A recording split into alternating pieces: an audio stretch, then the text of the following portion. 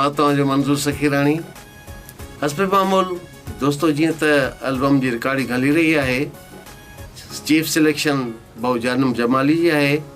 हुन सां गॾु शाइर आहिनि सफ़दर सियाल साहब, भाऊ आजिज़ तबस्सुम साईं, उजड़ियल अयूब जमाली आहे ऐं उन्हनि जी ख़ूबसूरत शाइरी जेका तव्हां चाहींदा हो, जेको असां खां तव्हां ॿुधणु चाहियो था, तव्हांजी ख़्वाहिशनि ऐं तव्हांजे पसंदि खे मथे नज़र रखंदे तव्हांजी ख़िदमत में असीं ही एल्बम रिकॉर्ड करे रहिया आहियूं।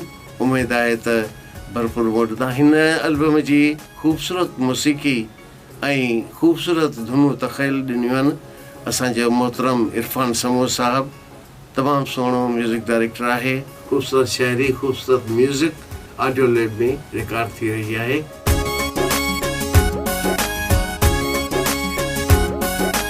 अस्सलाम वालेकुम सभिनी सिंधवासियुनि खे इरफान समो जो सिक भरियो सलाम क़बूल पए।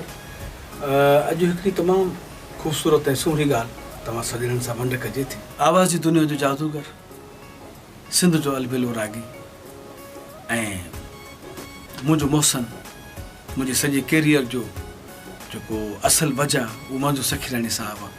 मंज़ूर सखीराणी साहब जो हिकिड़ो ख़ूबसूरत एल्बम मोहतरम जानिब जमाली साहब जी सिलेक्शन में थी रहियो आहे। जानिब जमाली अनवर कंबरानी साहब जो तमामु क्लोज़ शागिर्द मां हिकु शागिर्द आहे ऐं जानिब जी लिखड़ियुनि में, जानिब जे कलाम जे लिखण में जेका ॿोलनि जी चॉइस आहे लफ़्ज़नि जी, उहा मूंखे कॾहिं कॾहिं त मतिलबु हिकिड़ो हूंदो आहे त लॻे थो, कॾहिं कॾहिं लॻंदो आहे त हू बहू ॼण कंबरानी जा लिखियल उहे अल्फाज़ आहिनि, लेकिन जानिब सुठो लिखे पियो।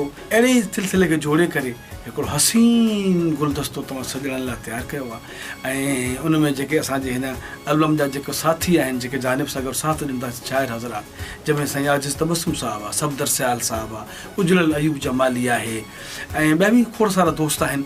हीअ एल्बम ऐं तव्हांजे ज़ौक़ मुताबिक़ जीअं तव्हां मंज़ूर साहब खे ॿुधणु चाहियो था, जीअं मंज़ूर साहब खे तव्हां ॾिसणु चाहियो था, उहो ई एल्बम तव्हांखे ॿुधण में ॾिसण में ईंदो। दुआ कजो ऐं तमामु ख़ूबसूरत एल्बम अची रहियो आहे। लख थोरा